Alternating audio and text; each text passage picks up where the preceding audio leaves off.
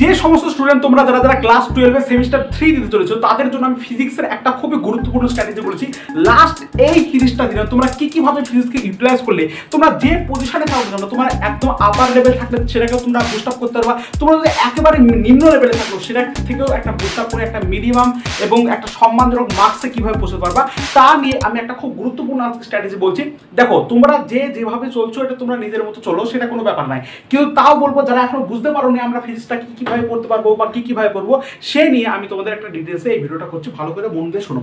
এবং অবশ্যই প্রত্যেককেই বলবো ভিডিওটা অ্যাক্টিভ আর শোনো, এবং এই অনুযায়ী তোমরা যদি একটু ইউটিলাইজ করো, পড়াশোনা করো, তাহলে এখান থেকে একটা গুড মার্কস এবং কিন্তু তোমরা পেতে চলেছো। ভালো করে শোনো আমি আগে কি তোমাদের কি বলতে চাচ্ছি। যাই হোক, তোমরা হয়তো ভিডিওটা অনেকে দেখবে না, তার কারণ আমার এই চ্যানেলে আমি ক্লাস 12 কোনোদিনই ভিডিও ছাড়িনি, তো নতুন ছাড়ছি।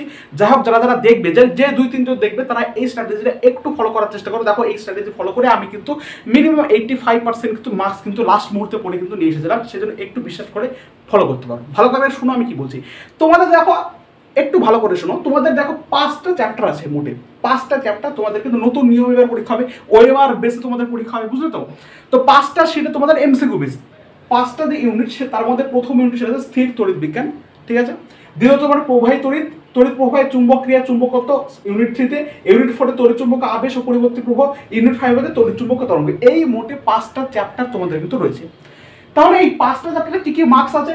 প্রথম 4টি চ্যাপ্টার কিন্তু +8 করে, 4টি 32 মার্কস। আর লাস্ট যে চ্যাপ্টার তড়িৎ চুম্বকীয় তরঙ্গ, এখান থেকে কিছু প্রশ্ন সেরকম আসে না, একটা টপিক করলে এখান থেকে একটা অঙ্ক আসে, সেই অঙ্কগুলো হয়ে যায় শুধুমাত্র ওই তড়িৎ চুম্বক আর যে মানে স্থির তড়িৎ আর চুম্বক এদের মধ্যে কম্বিনেশন করে যে সূত্রটা হয় ওই সূত্র পড়লে কিন্তু এখান থেকে অঙ্ক হয়ে যায়।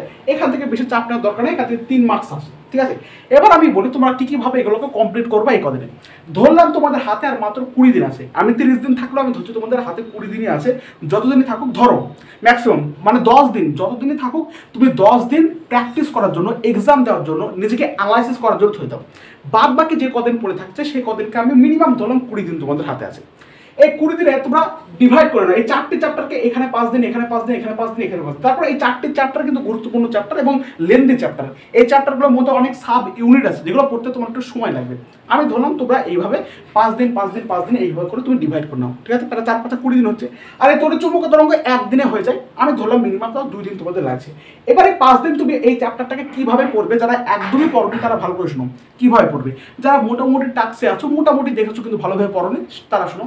ফার্স্ট অফ অল আমি যখন স্থির তড়িৎ বিজ্ঞান, স্থির মানে স্ট্যাটিক যে কারেন্ট সেটা পড়ছি, স্থির তড়িৎ বিজ্ঞান পড়ার সময় আমাকে দেখো এটা যখন এমসিকিউ বেসড এক্সাম, তোমাকে ডেসক্রিপটিভ বেশি পড়তে গেলে এখন হবে না।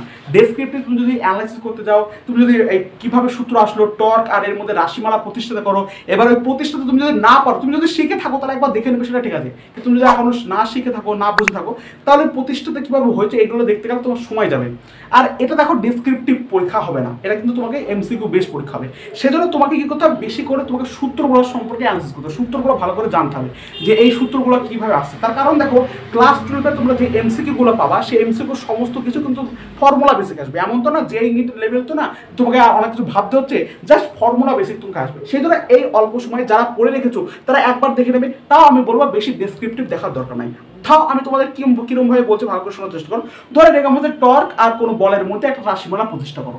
তুমি এখানে শুধুমাত্র দেখবা টর্ক কি, টর্ক বলতে আমার কি বুঝতে যাচ্ছে, টর্কের রাশিমালাটা অ্যাকচুয়ালি কি, দ্বন্দ্ব কি, মানে বল কি অ্যাকচুয়ালি, বলের রাশিমালাটা অ্যাকচুয়ালি কি, মানে যদিও কোনো সম্পর্ক নেই, মানে আছে সেটা তোমাদের সিলেবাসে নেই, তবে তাহলে এই দুটো দেখবা। আর রাশিমালা কিভাবে প্রতিষ্ঠা করতে গেছে এটা যদি তুমি না বুঝে থাকো তাহলে এখন আর দেখার দরকার নাই, জাস্ট রাশিমালাটা দেখে রাখবা। এইটা মানে হচ্ছে এটা, টর্ক আর দ্বন্দ্বের মধ্যে রাশিমালাটা সূত্রটা হচ্ছে এটাই, এবং কোনটাকে টর্ক বলছে, কোনটাকে দ্বন্দ্ব বলছে, কোনটাকে কনস্ট্যান্ট ধরছে সেটা একবার শুধুমাত্র দেখে রাখবা।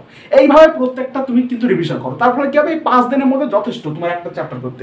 এবং এই অনুযায়ী যেহেতু দেখো তোমাকে বুঝতে হবে ব্যাপারটা, এমসিকিউ বেশ তোমাদের প্রবলেম তোমাকে প্রমাণ তো করতে হচ্ছে না, তোমাকে জাস্ট সূত্রগুলো ভালো করে জানতে হবে, কাকে কি বলছে এটা ভালো করে জানতে হবে। তাহলে এই 5 দিনের মধ্যে যথেষ্ট একটা চ্যাপ্টার করার জন্য। স্থির তড়িৎ বিজ্ঞান যথেষ্ট।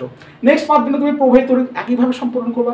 নেক্সট তড়িৎ চুম্বক ক্রিয়া এবং চুম্বকত্ব 5 দিন তুমি একইভাবে সম্পূর্ণ করবা। আমি তোমাদের এটাই বলছি, বেশি ডেসক্রিপটিভে যাওয়ার দরকার নেই, জাস্ট উপর দিয়ে যেগুলো বলছি সেগুলো জানা যাবে। অবশ্যই এটা ঠিক না আমার বলা, যদিও ডেসক্রিপটিভ না হলে ফিজিক্স কিন্তু শেখা হয় না। তবে আমি এই মুহূর্তের কথা বলছি, লাস্ট যে কটা দিন এই জন্য আমি বলছি।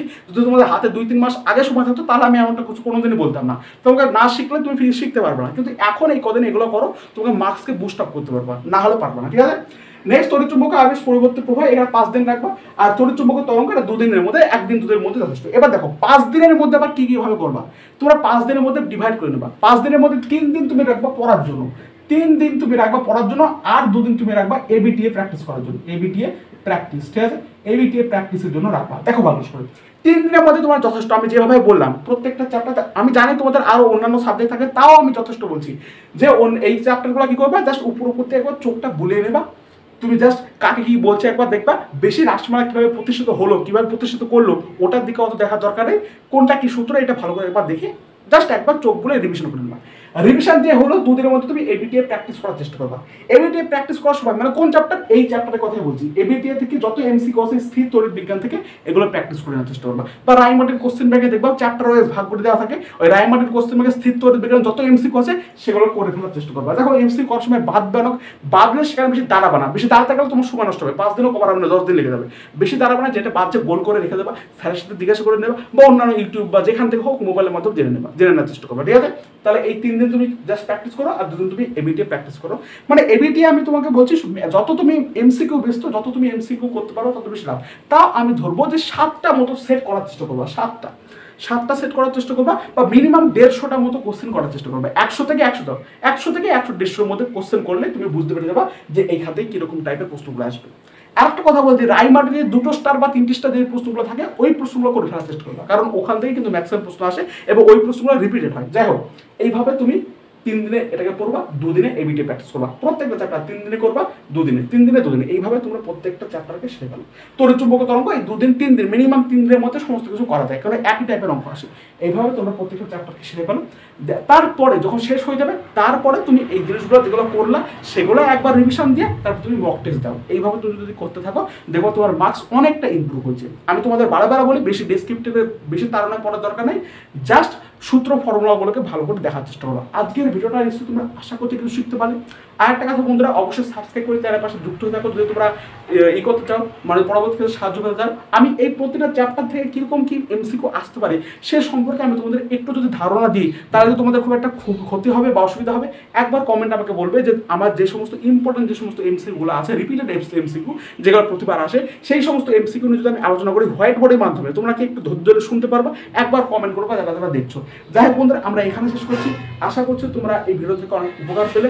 দেখা হচ্ছে পরবর্তী সুন্দর ভিডিওতে। ধন্যবাদ।